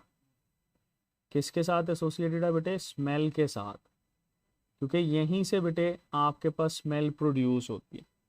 चलो देखते हैं, इसमें हमारे पास आ जाता है एस एम ई एल और एल। ठीक है, देखो एस से बेटे यहाँ पर आप लोगों ने ऐड करना है, जो एंजाइम यहाँ पर आता है इसको बोलते हैं सुक्रेज। सुक्रेज, सुक्रेज बेटे किस पे एक्ट करेगा? सुक्रेज का एक्शन होता है सुक्रोज के ऊपर। ठीक है, और ये बेटे आपके पास जब इस पे एक्ट करता है तो इससे बनती है glucose plus fructose. End product आ गई ना? तो ये एंड प्रोडक्ट हमारे पास कौन बना रहा है बेटे? ये सुक्रेज बना रहा है। चलो आगे चलते हैं। ये हमारे पास M, that M for maltase बेटे, ये M हमारे पास कहलाता है माल्टेज। माल्टेज, ये माल्टेज के बारे में आप लोगों ने पढ़ा है, that has action on maltose. ठीक है, माल्टोज के ऊपर एक्शन करता है और बेटे कन्वर्ट कर देता है इस माल्टोज को दो सब यूनिट्स के अंदर, जिसमें ग्लूकोज प्लस ग्लूकोज आती है। तो जैसे ही बेटे ये माल्टेज इसके ऊपर एक्शन करता है तो ये इसका ग्लाइकोसिडिक लिंकेज तोड़ देगा। फिर हमारे पास बेटे दैट ई दो चीज़ें शो करता है। एक इस पे शो कर रहा होता है एंटीरोकाइनेस, जिसका फंक्शन ऑलरेडी मैं ऊपर बता चुका हूँ। दूसरा इसमें होता है इरिप्सिन। इरिप्सिन, ये बेटे इरिप्सिन किस पे काम करता है? ये इरिप्सिन का एक्शन होता है बेटे डाइपेप्टाइड्स के ऊपर। ठीक है, और ये डाइपेप्टाइड को कन्वर्ट करता है अमाइनो एसिड्स में। तो ये बात याद रखिएगा कि इरिप्सिन इसके ऊपर एक्ट कर रहा होता है। फिर हमारे पास आ जाता है बेटे दैट एल फॉर लैक्टेज। याद रखना, इस पे हमारे पास एंजाइम होता है जिसको हम लेबल कर रहे होते हैं एज लैक्टेज। लैक्टेज कौन सी शुगर पे एक्ट करता है? लैक्टोज, यानी मिल्क शुगर पे एक्ट कर रहा होता है, और बेटे इससे बनती है गलैक्टोज प्लस ग्लूकोज। ठीक है, और ये बेटे लैक्टोज जो है वो इसके ऊपर लैक्टेज लैक्टोज के ऊपर एक्शन कर रहा होता है। अच्छा, फिर सेकंड आपके पास ये जो एल आता है बेटा, इसको हम लोग क्या बोलते हैं? That is showing lipase. ठीक है, और लाइपेज जो है आपको पता है ये वो वाला एंजाइम है जो कि लिपिड्स की ब्रेकडाउन के लिए रिस्पॉन्सिबल है। तो स्मेल प्रोड्यूसिंग आपके पास जो एंजाइम्स होते हैं they are produce from small intestine. ठीक है, तो ये आपके पास मैक्सिमम एक्टिविटी जो है ये यहाँ पर होती है। अब ये देखो, इन तमाम एंजाइम्स की एक्टिविटी की वजह से ना यहाँ पे जो फूड कंटेंट हमारे पास आता है वो सारा का सारा सिंपल हो चुका होगा। जैसे देखो, हम ये कहते हैं कि अगर प्रोटीन है ना, प्रोटीन, तो ये प्रोटीन पहले कन्वर्ट हुआ पॉलीपेप्टाइड के अंदर। ठीक है, पॉलीपेप्टाइड्स, या हम इसकी जगह पे ऐड कर देते हैं पेप्टॉन्स, इसमें कन्वर्ट हुआ। इससे बेटे ये कन्वर्जन हुई डाइपेप्टाइड की, डाइपेप्टाइड से ये बना अमाइनो एसिड। तो ये देखो ना, एंड प्रोडक्ट आ गई है ना। एंड प्रोडक्ट हमारे पास डिफ्यूजेबल है। जैसे ये देखो, ये हमारे पास बेटे प्रोटीन, प्रोटीन से हमारे पास बना पॉलीपेप्टाइड या पेप्टॉन्स। अच्छा, यहाँ पर सवाल आता है कौन कौन सा एंजाइम ये करवा सकता है? ये काम बेटे पेप्सिन भी करवा सकता है, लेकिन पेप्सिन की पीएच हमेशा एसिडिक होगी। ये काम आपके पास ट्रिप्सिन भी करवाता है, लेकिन उसकी पीएच हमेशा अल्कलाइन होगी। पॉलीपेप्टाइड और पेप्टॉन को बेटे डाइपेप्टाइड्स के अंदर कन्वर्ट करवाना that is the function of amino peptidase. ये किसका काम है? एक एंजाइम होता है जिसका नाम है अमाइनो पेप्टाइडेज। ठीक है। अच्छा, फिर हमारे पास बेटे ये जो डाइपेप्टाइड होते हैं इसको फिर कन्वर्ट कर दिया जाता है अमाइनो एसिड के अंदर। यहाँ पर एंजाइम कौन सा होता है? यहाँ पर बेटे एंजाइम होता है इरिप्सिन। ये एंड प्रोडक्ट बना रहा होता है। ठीक है जी। तो ये डिफ्यूजेबल आ गया ना, अमाइनो एसिड डिफ्यूजेबल होता है। अच्छा, फिर हमारे पास बेटे नेक्स्ट जो प्रोडक्ट हमारे पास आती है ये हम लोग डील करते हैं, दैट इज कार्बोहाइड्रेट्स। कार्बोहाइड्रेट्स में यहाँ पर हम ऐड करेंगे स्टार्च। फर्ज करो स्टार्च या ग्लाइकोजन है। ठीक है। ये स्टार्च या ग्लाइकोजन कन्वर्ट होता है पहले बेटा डाइसेक्राइड के अंदर, that is converted into disaccharide. और ये डाइसेक्राइड बेटे हमारे पास फिर कन्वर्ट होता है अपने मोनोसेक्राइड्स के अंदर। और इस मोनोसेक्राइड में हमारे पास फिर शुगर्स आ जाती हैं, जिसमें ग्लूकोज है, जिसमें ग्लैक्टोज हो सकती है, या बेटे जिसमें आपके पास फ्रुक्टोज हो सकती है। नाउ द क्वेश्चन इज कि ये जो स्टार्च है, इस स्टार्च से आप लोग जब बेटे डाइसेक्राइड की बात कर रहे हो तो स्टार्च से डाइसेक्राइड बनाना किस एंजाइम का काम है और ये कहाँ कहाँ होता है? देखो, ये तो आपने पढ़ा ना, स्लाइवरी एमाइलेज, वो इस्पेक्ट करता है लेकिन वो स्लाइटली एसिडिक पे काम कर रहा होता है। फिर हम लोगों ने पढ़ा पैंक्रियाटिक एमाइलेज। ये पैंक्रियाटिक एमाइलेज अल्कलाइन पीएच पे काम करता है, वो भी यही काम कर रहा होता है। डाइसेक्राइड की बात करें तो इट डिपेंड्स कि डाइसेक्राइड कौन सा। तो यहाँ पर आपको सुक्रेज का एक्शन भी नज़र आ सकता है, यहाँ पर बेटे आपको लैक्टेज का एक्शन भी नज़र आ सकता है, यहाँ पर बेटे आपको माल्टेज का एक्शन भी नज़र आ सकता है।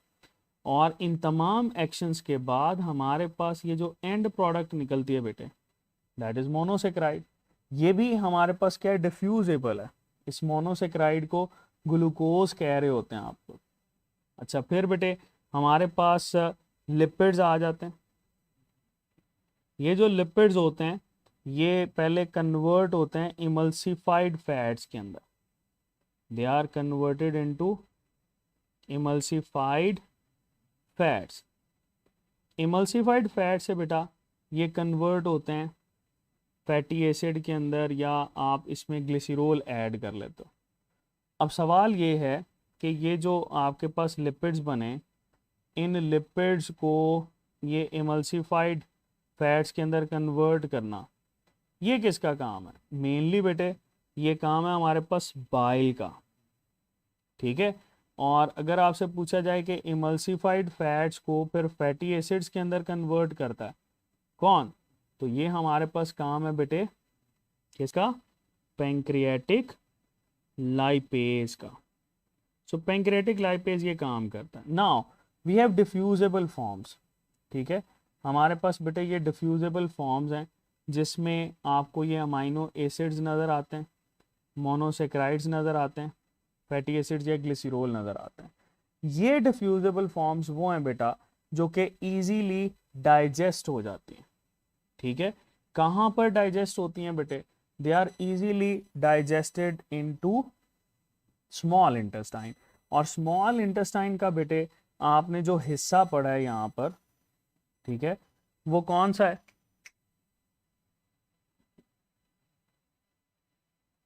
कौन सा है जो कि एब्जॉर्प्शन करवाता है?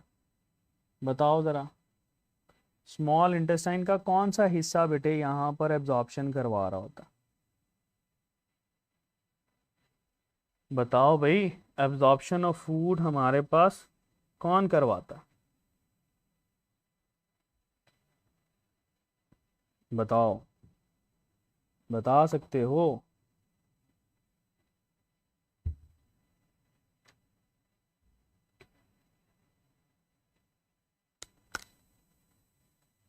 जी बेटे, एब्जॉर्प्शन ऑफ फूड कौन करवाता है? चलो याद रखना, यहाँ पर एब्जॉर्प्शन ऑफ फूड होती है हमारे पास स्मॉल इंटेस्टाइन के हिस्से में, और स्मॉल इंटेस्टाइन का वो वाला हिस्सा जो कि एब्जॉर्प्शन के लिए रिस्पॉन्सिबल होता है वो हमारे पास है बेटे, दैट इज इलियम।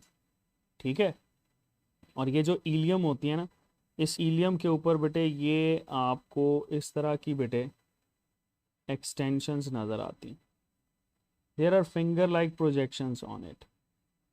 और ये जो फिंगर लाइक प्रोजेक्शंस होते हैं बेटे इस पे, इन फिंगर लाइक प्रोजेक्शंस को हम लोग बोलते हैं दैट दे आर विलाई। ठीक है, और इसी पे ही बेटे आप लोग ये फर्दर डील करते हो, ये हमारे पास विलाई होता है। ठीक है जी, there are villi on it. ये जो विलाई होते हैं बेटा, इनके बिल्कुल सेंटर में आपको नज़र आती है लैक्टियल, देयर इज लैक्टियल। और बेटे इसकी साइड्स पे आपको फिर ये कैपिलरीज नज़र आती, ये कैपिलरीज जो है बेटा ये थ्रू आउट इस तरह से ट्रेवल कर रही होती। ठीक है, और अब ये देखो एब्जॉर्प्शन को हम कैसे डिफाइन करते हैं, एब्जॉर्प्शन को डिफाइन करते हैं जब भी ये डिफ्यूजेबल फॉर्म आपके पास एंटर हो जाए किसी भी आपके सर्कुलेटिंग फ्लूइड के अंदर, उसको बोलते हैं बेटा दैट इज एब्जॉर्प्शन। और अब बात याद रखना कि यहाँ पर जो फैट्स होते हैं ना वो नॉर्मली बेटे मिसल्स की फॉर्म में आते हैं, मिसल्स। ठीक है, मिसल्स हम बोलते हैं कि ये छोटे छोटे इसमें ये ड्रॉपलेट्स जैसे ये मिसल्स हैं, तो ये मिसल्स बेटे बेसिकली इसमें एंटर होते हैं। ठीक है, और इसमें जो चीज़ आपके पास इसका हिस्सा बन जाती है उसको काइलोमाइक्रॉन बोलते हैं। लेकिन उससे भी पहले आप ये देखो कि इसकी एब्जॉर्प्शन बढ़ाने के लिए यहाँ पर माइक्रो विलाई मौजूद होते हैं। अगर आपसे ये पूछा जाए कि इसका सरफेस एरिया कौन बढ़ाता है, तो बेटे इसका सरफेस एरिया हमारे पास इंक्रीज्ड करवा रहा होता है माइक्रो विलाई। याद रखिएगा माइक्रो विलाई, माइक्रो विलाई, बार बार कह रहा हूं इसको बेटे माइक्रो विलाई बोलते हैं। बस बेटे लास्ट 5 मिनट्स, फिर इसके बाद इसको ख़त्म कर देते हैं मैमूना, लास्ट 5 मिनट्स, फिर इसके बाद हम बेटे इसको वाइंड अप कर देंगे। अब बेटे हम अगर इसी की थोड़ी सी एक्सटेंशन देखें तो आपको पता चलता है कि जी सपोज़ ये हमारे पास एक सेल है।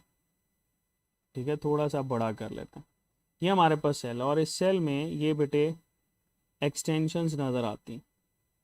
ठीक है, जो कि एपिथेलियल एक्सटेंशंस कहलाती हैं। यहाँ पे स्पेस जो है उस स्पेस को हम लोग बोलते हैं ल्यूमन। और इसी सेल के नीचे बेटा आपको नज़र आता है यहाँ पे ये एक वेसल जो कि रेफ़र की जाती है एज लैक्टियल। ठीक है, और इसी के साथ बेटे यहाँ पे एक और वेसल रेफ़र की जाती है जिसको हम लोग बोलते हैं ब्लड वेसल या कैपिलरी। ठीक है, अब आपसे सवाल ये आता है कि अगर आप लोग बेटे यहाँ पे ग्लूकोज की बात कर रहे हो, ग्लूकोज आपके पास एंड प्रोडक्ट है कार्बोहाइड्रेट की, तो ग्लूकोज बेटे इसको क्रॉस करता है, इजीली क्रॉस करता है और ब्लड के अंदर एंटर हो जाता है। लेकिन अगर हम लोग यहाँ पर अमाइनो एसिड्स की बात करें तो अमाइनो एसिड्स जो होते हैं बेटा ये इसको क्रॉस करते हैं, ये इसको क्रॉस करते हैं और ब्लड के अंदर एंटर हो जाते हैं। इसमें फैसिलिटेटेड डिफ्यूजन भी हो सकती है। अच्छा, but if there are fatty acids, तो ये जो फैटी एसिड्स होते हैं ना बेटे, ये आपके पास जब इसमें आते हैं तो बेटे they can be converted into lipoprotein. वो फिर लिपोप्रोटीन जो है ये आपके पास बेटे एंट्री शो करता है। इसका कुछ हिस्सा, मेनली हिस्सा जो है वो इसमें चला जाता है, कुछ हिस्सा ब्लड के अंदर चला जाता है। तो हम ये कहते हैं कि इसमें मिजल्स या काइलोमाइक्रॉन्स जो होते हैं, काइलोमाइक्रॉन्स, ये रिस्पॉन्सिबल होते हैं बेटा for entry into the lymph. तो ये देख लो, ये हमारे पास लिम्फ है। अगर कोई भी चीज़ लिम्फ में आती है क्या वो एब्जॉर्प्शन है? बिल्कुल है। ये हमारे पास बेटे ब्लड है। अगर कोई भी चीज़ बेटे ब्लड में आती है तो क्या ये एब्जॉर्प्शन है? बिल्कुल है बेटा। ये हमारे पास एब्जॉर्प्शन को एसोसिएट कर रहा होता है। ठीक है जी। चलो, ये हमारे पास बेटे एब्जॉर्प्शन ऑफ फूड को हम लोगों ने डील किया। अब लास्ट पे एक छोटा सा हिस्सा रह गया, उसके बाद हम इसको ख़त्म करते हैं। वो है बेटे लार्ज इंटेस्टाइन। मैं मुना बेटे जस्ट ये 5 मिनट में हमारा कंप्लीट हो जाएगा। दैट इज़ बेटे लार्ज इंटेस्टाइन। इस लार्ज इंटेस्टाइन को हम लोग लार्ज बाउल भी बोलते हैं। ठीक है। डायरेक्टली बेटे हम इसकी लेंथ लिखते हैं कि इसकी लेंथ कितनी होती है। That is about 5 feet in length. ठीक है, 5 फीट बेटे ये हमारे पास लेंथ में होता है। और इसी के साथ फ़ौरन हम क्या करते हैं बेटा, इसका स्ट्रक्चर बना लेते हैं ताकि आप ज़रा रेस्ट कर लें। ये बेटे हमारे पास इसका सीकम और कॉलॉन वाला हिस्सा। ठीक है, आपको पता है ये जो हमारे पास आती है कॉलॉन, इसको हम लोग फर्दर हिस्सों के अंदर डिवाइड कर सकते हैं। एक इसमें असेंडिंग कॉलॉन होती है, एक बेटे हमारे पास ट्रांसवर्स कॉलॉन होती है, एक बेटे दैट इज सिग्मॉइड कॉलॉन। ये इस तरह से आप लोग इस हिस्से को डील कर रहे होते हो। ठीक है जी। अच्छा, ये जो बेटे हमारे पास हिस्सा होता है ना, ये वाला, that is refer to as caecum. ये सीकम ब्लाइंड एंड कहलाता, that is a blind end. ठीक है, और नॉर्मली इसका कोई फंक्शन नहीं होता, लेकिन अगर आप इस हिस्से की बात करो तो बेटे यहाँ पे एक आपको स्फिंक्टर नज़र आता है जो कि इसमें ओपनिंग भी करवा रहा होता है। That sphincter is refer to as ileocolic sphincter. इसको हम क्या बोलते हैं? दैट इज बेटे रेफर टू एज इलियोकॉलिक, या बेटे इसको इलियोसीकल स्फिंक्टर बोलते हैं। ठीक है, ये वाला स्फिंक्टर। और इसके थ्रू क्या एंटर होता है? इसके थ्रू बेटे एंटर हो रहा होता है काइल। ये बात याद रखना, इसके थ्रू एंटर होता है काइल। तो अगर आपसे ये पूछा जाए कि इसकी बेटे हमारे पास सबस्ट्रेट क्या है, तो इसकी सबस्ट्रेट होती है Kyle. Kyle is the substrate of this. ठीक है, और अगर आपसे बेटे इसकी प्रोडक्ट पूछी जाए तो प्रोडक्ट इसकी फीकल मटेरियल होती है। पहले उसको देखते हैं। देखो यहाँ पर ना एक और एक्सटेंशन भी आपको नज़र आती है which is refer to as appendix. इस बेटे अपेंडिक्स के अंदर फूड मटेरियल चला जाए तो ये स्वेल हो जाती है, जिसको अपेंडिसाइटिस भी कहते हैं। ये अगर अपेंडिसाइटिस हो जाए तो फौरी तौर पर रिमूव कर दिया जाता है। लेकिन ये बात याद रखना कि ये जो अपेंडिक्स है बेटा, that contains so many small materials, जिसको बायोजेनिक अमाइंस भी हम लोग बोलते हैं या पॉलीपेप्टाइड्स भी बोलते हैं। लेकिन ये फीटल लाइफ के अंदर इम्पॉर्टेंट है। ये देखो, ये फीटल लाइफ में बेटे इम्पॉर्टेंट है। क्यों? क्योंकि यहाँ पर बायोजेनिक अमाइंस जो हैं बेटा, ये बना रहा होता है, इसी के साथ साथ पॉलीपेप्टाइड्स बनते हैं इसमें। ठीक है। अच्छा, फिर बेटे हमारे पास ये असेंडिंग कॉलॉन। ठीक है, असेंडिंग कॉलॉन जो है ये काइल को लेकर जाता है। यहाँ से बेटे ट्रांसवर्स कॉलॉन। हाँ, ये बात याद रखना कि यहाँ से बेटे वाटर की एब्जॉर्प्शन होती है, यहाँ से बेटे मिनरल्स की एब्जॉर्प्शन हो रही होती है। सो मिनरल्स या आइंस की एब्जॉर्प्शन यहीं से होती है। There are normal flora.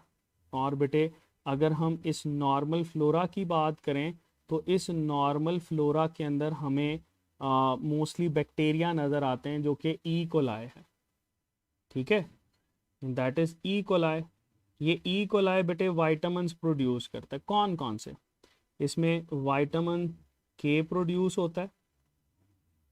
ठीक है, या समटाइम वाइटामिन B12 बोलते हैं, लेकिन ये एक्चुअल में बेटे वाइटामिन B7 जो कि बायोटिन कहलाता है।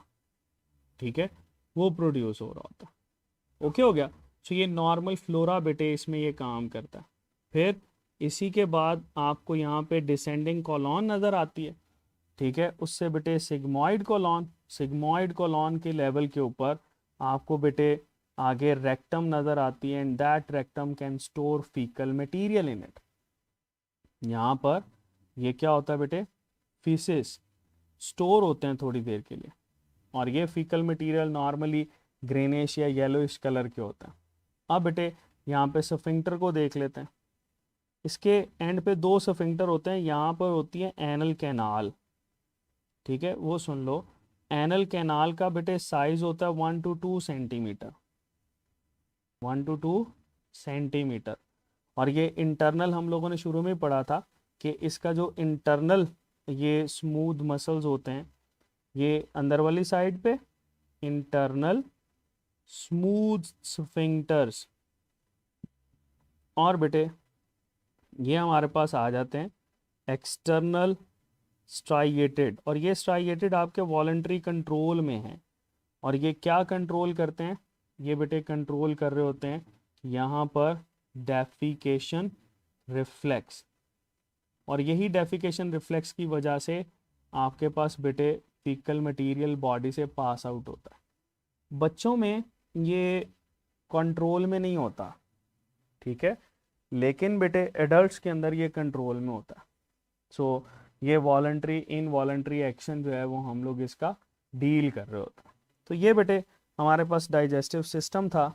इसमें हमारे पास एक छोटा सा टॉपिक रह गया, वो है न्यूट्रिशन इन प्लांट्स, उसको हम लोग नेक्स्ट डील करेंगे। So wish you very best of luck students.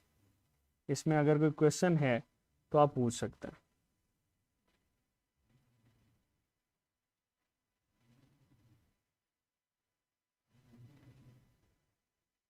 जी बेटे देखिएगा, अगर इसमें कोई क्वेश्चन है तो कर दिया बेटे, कर दिया शोए बेटे, कर दिया।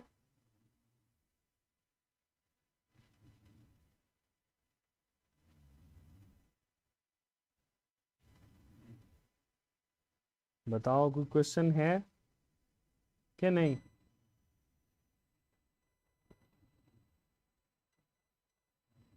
नॉर्मल फ्लोरा बेटे हम उसको बोलते हैं जो कि नॉर्मली आपके माइक्रो ऑर्गेनिज्म जो हैं वो बॉडी के अंदर पाए जाते हैं, लेकिन ये आपके पास कोई हेल्दी फंक्शंस प्ले कर रहे होते हैं, ठीक है जी।